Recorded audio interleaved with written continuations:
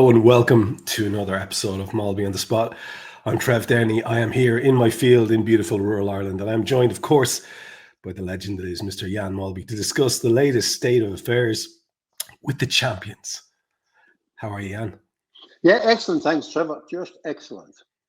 It's a great time to be alive. It's a bit of a weird time to be watching the football. Your advice to me last week, man, put your feet up, don't stress. Just enjoy the game.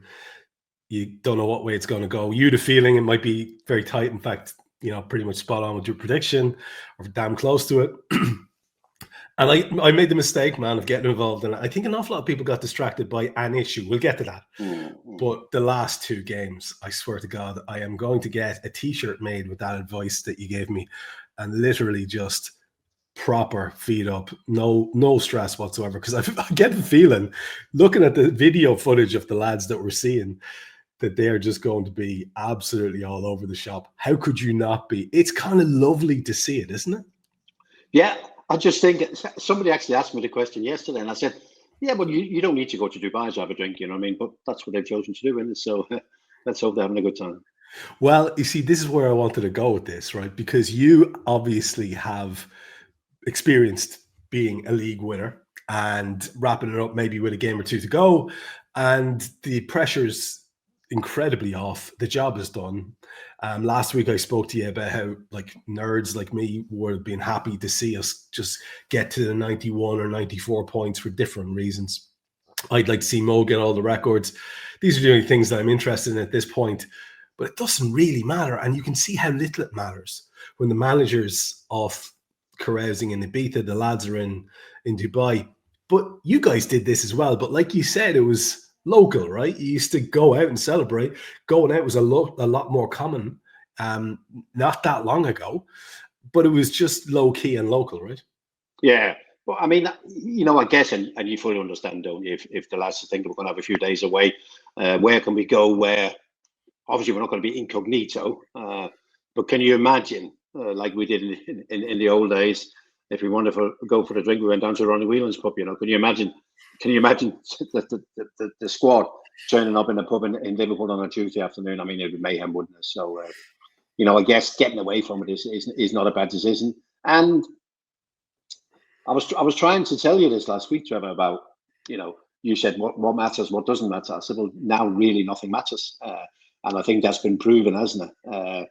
The club have completely took their foot off the pedal. I mean, they did the same leading up to the Arsenal game, where there was a lot of days off, isn't it? And you as a player sense that, and okay, it's not as intense as it was because it's done, isn't it? So we'll now mix the two of them, a bit of enjoyment, a little bit of training, and there's still a couple of games to go. Yeah, I won't lie to you. I felt like an awful mug taking the game seriously at the last day because it was clear that maybe certain people weren't. And now if we weren't sure about that, because the reality was, Jan, they came back from their break. Was it Thursday, Friday for that Sunday game? So they had like a training session or two, and then they went into this game against, apparently our biggest rivals, our league title rivals. And now we've seen the lads with another big chunk of days off. They're not due back in till Friday, I think, and we play Monday night. So yes, the job is done. It's a lovely thing. And now to be able to embrace it is tremendous. But again, just from your own experience of it, what I've heard this spun is the manager being involved in the celebrations and everything like that, and the overt celebration, making it clear that they're doing it. It seems as if the club have said, right, let's get ahead of the game here. Go have your break now, have your celebrations now, have your nights out with the boys now, and we'll get you recovered and rested and back in the loop a little bit quicker. It could be that cynical, couldn't it?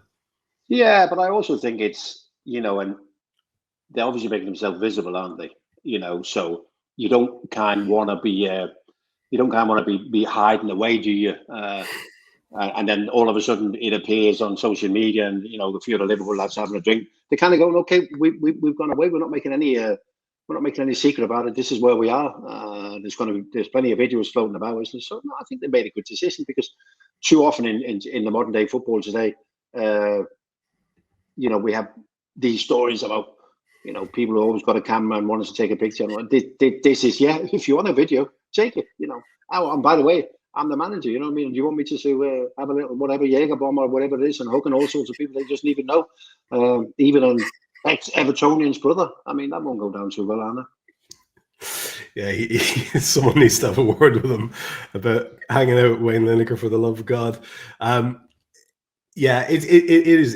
It's a lovely thing, and I've very much leaned into the enjoyment of it. I'm sure most people have at this stage. The idea of getting out ahead, of being ahead of the curve when everything is lovely too, but immediately we're into silly season as well, and so the stories won't stop, and the little early window that we have ahead of us where there's an opportunity to buy ahead of this Club World Cup seems to be, it has turned everything to overdrive. I've never seen so many rumors. I do a transfer show and my God, we're inundated. It's constant. Today even alone, there's been a couple of massive stories. We will get to them as well. But I don't want to drift too far from this opening thing, because I've heard this Dubai trip being explained as the players wanting to have a farewell trip with Trent. Now, far be it for me to be a cynical man, Jan, but I'd like to put something to you, because that to me just sounded like a nice little bit of spin after the event.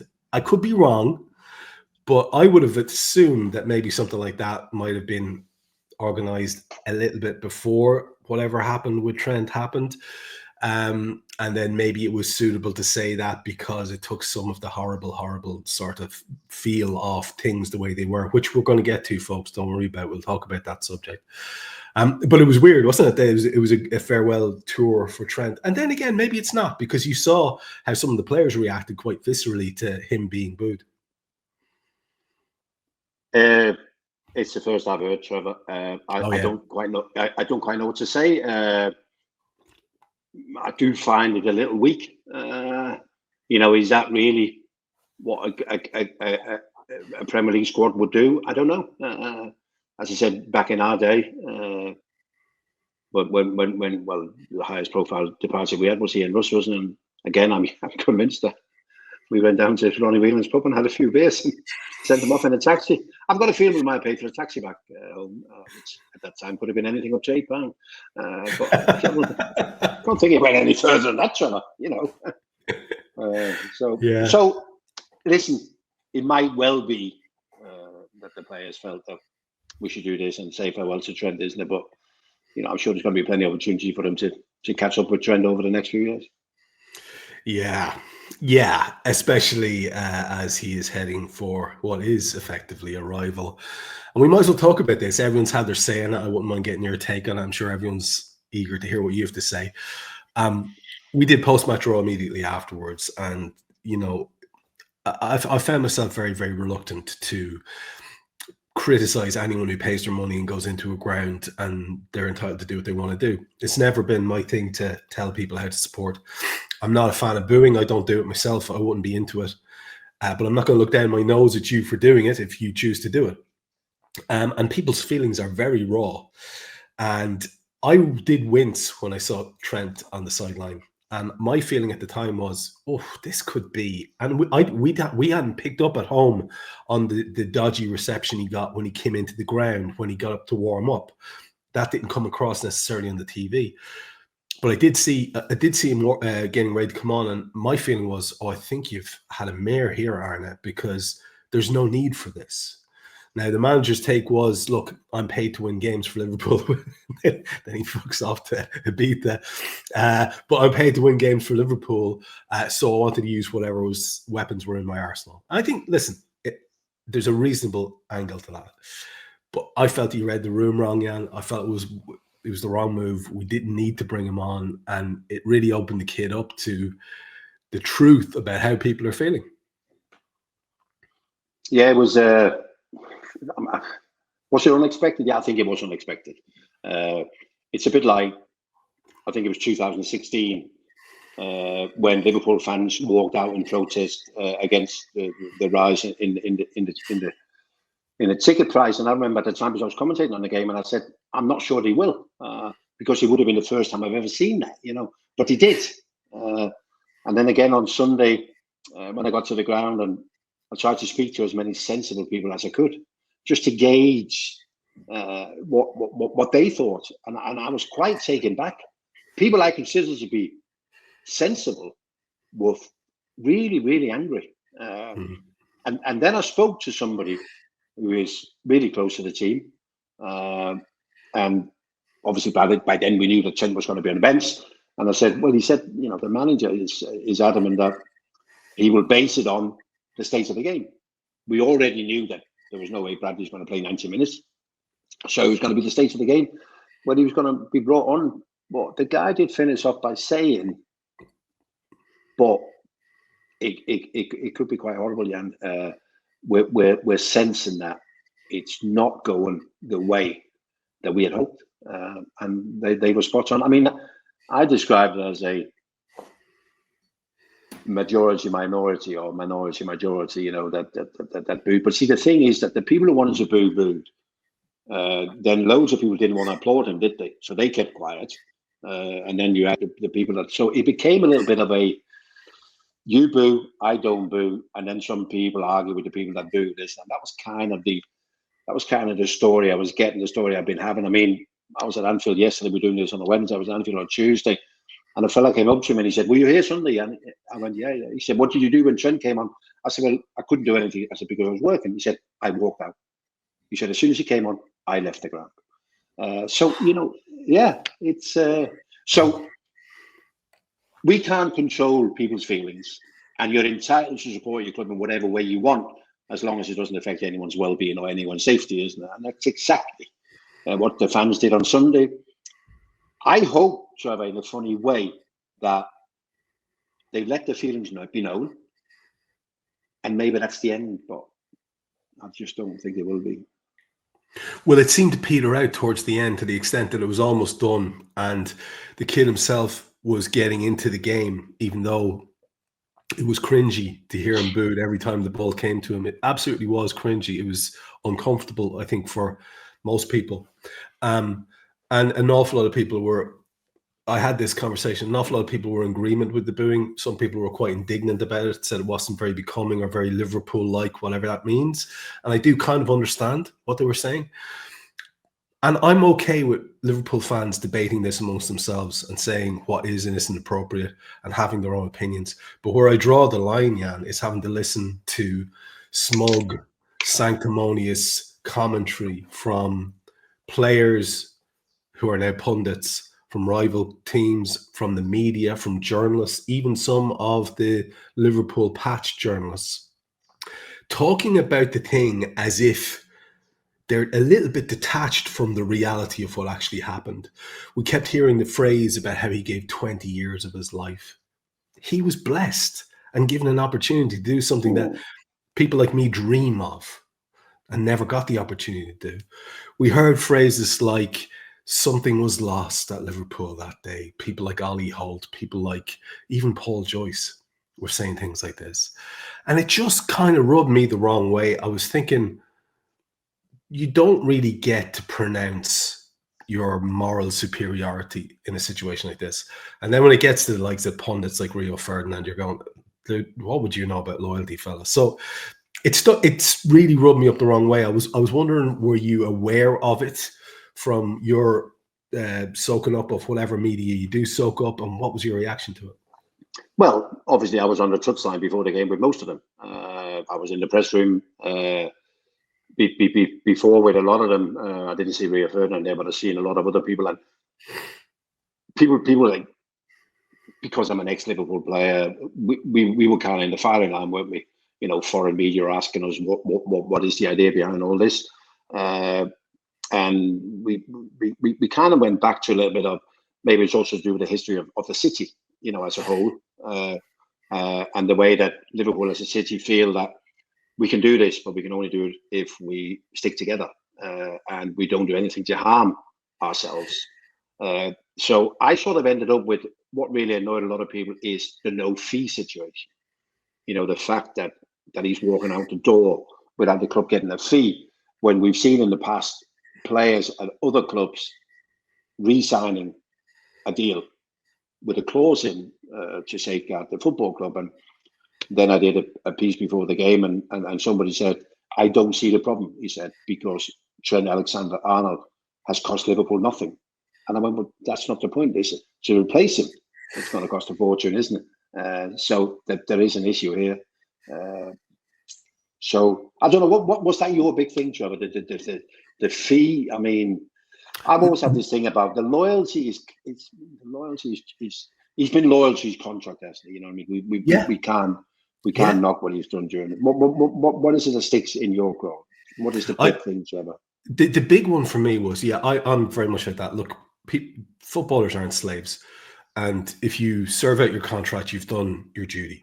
And the idea of the fee and all that, I understand. A lot of people, there's ways of doing things. One of the ways of doing things would be to say, hey, look, lads, I'll sign this.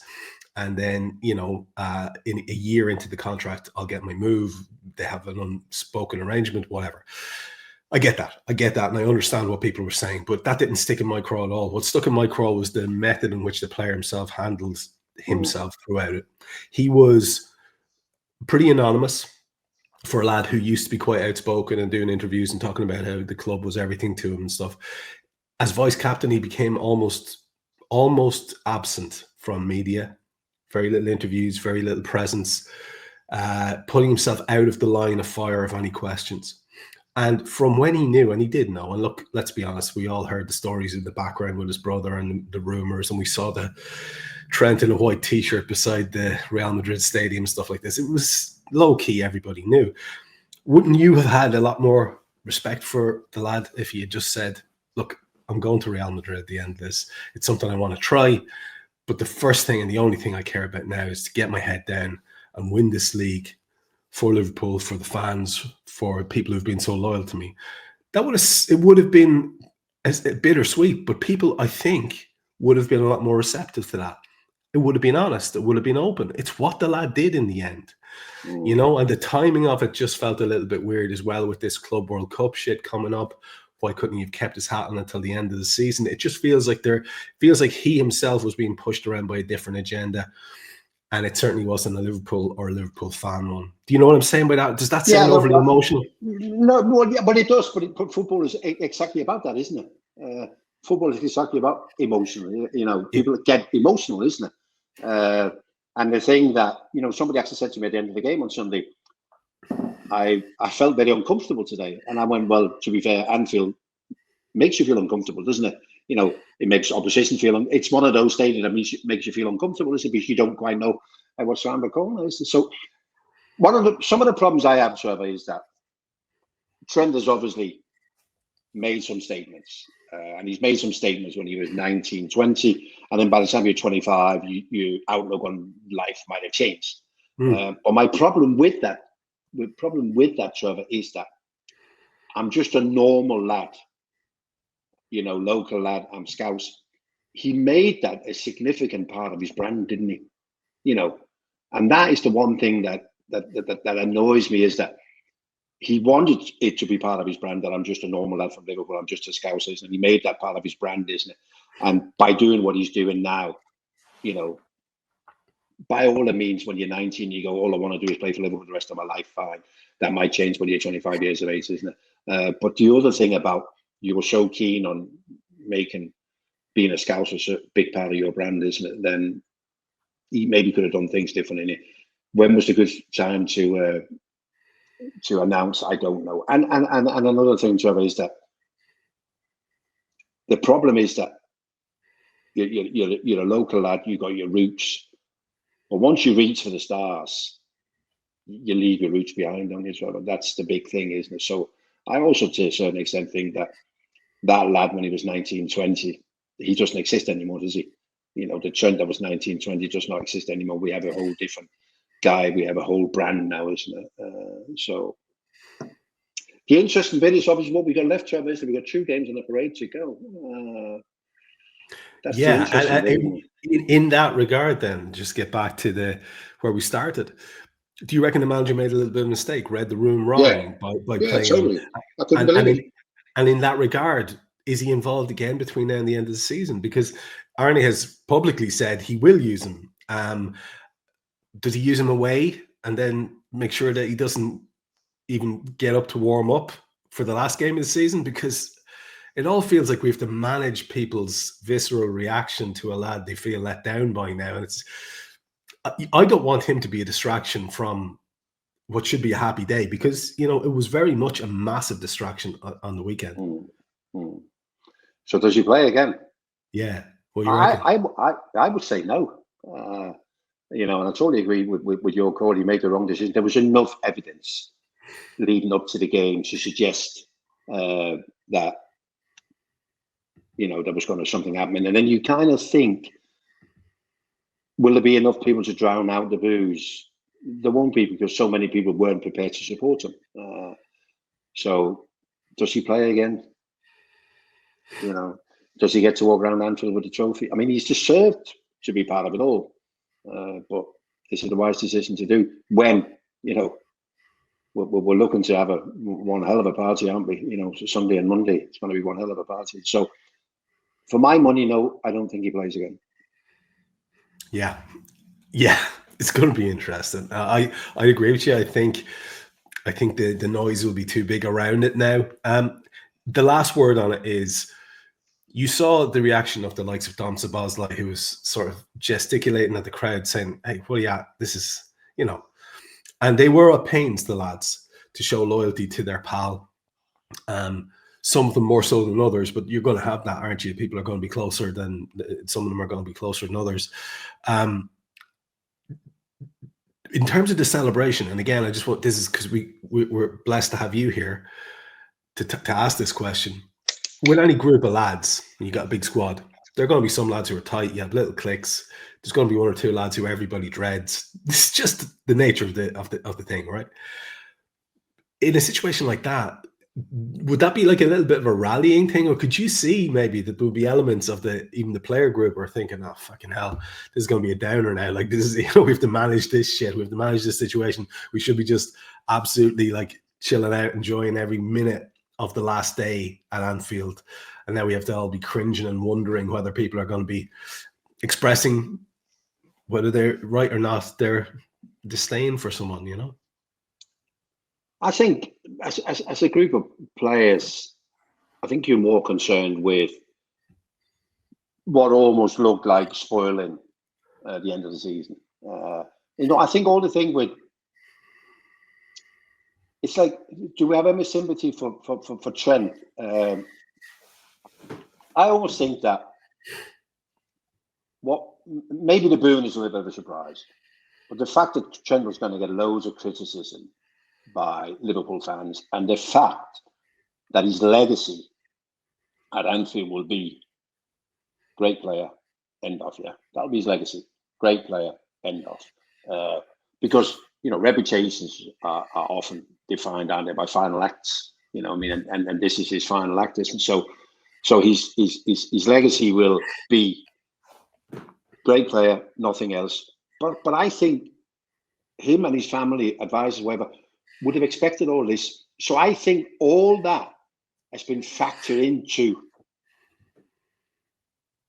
you know, what it gives him to go to Real Madrid in terms of his signing on fee, in terms of the wages and whatever.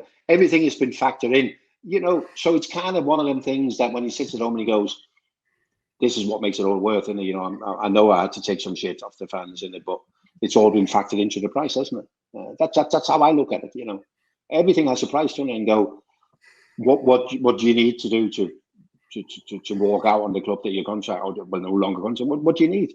You know, and there's a price for that, isn't it? And I just think it's all been factored into. Well, this is what we're going to give you, and you go, okay, I'm prepared to leave my football club, prepared to leave my wife, whatever. You know, as I said before, there's a price, isn't it? You know. I don't know. Do you agree, Trev, or do you think that's a bit? I do. I think maybe as well. The guy was in quite a rarefied atmosphere, I think, in the latter years of the Klopp era. I think you'd have to say he was, if not coddled is the wrong word, he was very much sort of made to feel like the main man. The whole thing about Trent into midfield, what will we do? He was in many ways quarterbacking matches for us because he was our most creative outlet for a lot of years. And I think, you know, even we saw the vice captaincy, and there was a feeling that that was kind of like a sop to keep him interested, stuff like that. It is possible, yeah, and you said it, that people change between the ages of 18, 19, 20, and when you get to your mid-20s. And one of those changes can be an increase in ego, an increase in your sense of self. And I don't think anyone will be too surprised to find that that might actually be the truth here, that we've got a fella who's developed what we'd say around here in Ireland notions about himself, and has now got this dream to go and play with the likes of the PlayStation crew out in Madrid. And fair play. I mean, like I said, like we both said, he's served his contract, but I just think wouldn't it have been so much easier if you just come out a little bit earlier and said, here's what I want to do. I'm so grateful to you guys for all the support over the years. I want to try something new. How difficult is that? How difficult would that have been? And whereas you'll always get people pissing and moaning, yeah, and you know that. You can't. You like all you've got to do is look at a comment thread on a YouTube show. There's always people who are disgruntled about something. But most people would have been at least a lot more receptive. And I think you would have avoided things like those, that booing. Now, the link here is, of course, Madrid, because that's where he's off to. And one of the theories I've had is that the announcement came off the back of this Club World Cup and maybe Madrid putting pressure on him to say it, so that Liverpool might be inclined to take their offer to get him out of his contract early. We've heard different reports going around. 840,000 something was the number I heard that they were willing to pay to in some way extricate him that little bit early to be ready for the Club World Cup. A lot of people have it's like a moral conundrum for them. Yeah, I'd love to get your take on this. A lot of people are of the opinion that do not do anything to help those bastards. They've tapped up our player. They've disrupted a lovely, joyous occasion in terms of now we've had to deal with the fallout from this. They always do things the way they want to do. They think they're, just superior to everybody else. Don't do them any favors. Other people, I think, would be of the mindset of, yeah, milk it for whatever it's worth. And the sooner we get the lad out the door, the better, because some people are very much of that mind. Maybe the truth is somewhere in between. What's your take on Madrid and their meddling around in this?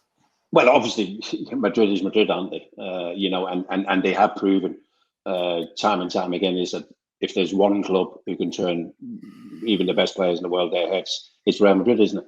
But in terms of Trent and the whole Real Madrid thing, is I'm in the camp where I'm thinking I don't want to spend another second worrying about this. I don't want this to overshadow anything. So if they want him, there's a fee to be agreed. Off you go, and we can move on. And he can be. This is another thing in it, Trevor, because there's going to be the unveiling of Trent. There's going to be Trent playing his first game for Real Madrid, isn't it? You know what I mean? So it's like, let's not add to the circus.